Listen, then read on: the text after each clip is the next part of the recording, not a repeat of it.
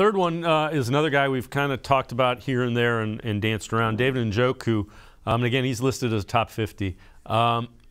Browns had started talking contract with Njoku. They haven't kind of moved it forward. It's Kevin Stefanski's offense, not Brian's. You know, they do 2 and 3 tight end schemes. Njoku is a young guy who I think is ascending. The one thing I will say about Njoku, Hayden, and we've talked about this on the show, they got to find a way to use him better. He is a guy that you can find matchup problems with, and the Browns need to find a way to exploit that. And I understand he's dropped passes and that. He's a matchup problem. Yeah, I mean, the more that I think about it, the more that I kind of think I lied to you. I think in terms of top targets, because I don't think David Njoku, I didn't lie to you, because I did think David Njoku would probably be third on that list in terms of salary. But David Njoku is a guy that I didn't like for a while. I thought couldn't catch, you know, didn't want to be here, didn't block well.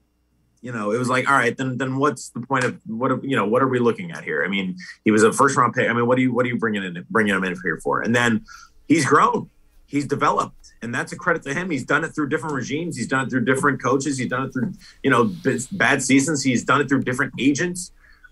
He's had immense growth. And I think you're right. I think what we forget and what I forgot is he was super young, and he's only grown and matured and gotten better. He's worked on his hands. He's worked on blocking. He's worked on getting open down the field.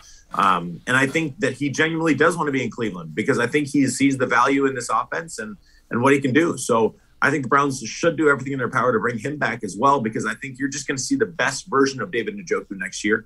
The hands are going to be better. I think you're going to see a better job out of him blocking, which I think improved immensely. My thought would be, you know, Austin Hooper is making a lot of money, and he's not half the athlete that David is. I don't think he's on his way up. I think he's maybe plateaued even. So could there be a situation where you could maybe move Hooper to keep Njoku? I don't know. Harrison Bryant's still young. We'll see how it goes. But I think David Njoku should be that #1 priority in that tight end room, no doubt. Yep. And the other thing, you mentioned young, he was also pretty raw. You know, he hadn't played a lot of football when he came out of the Miami University.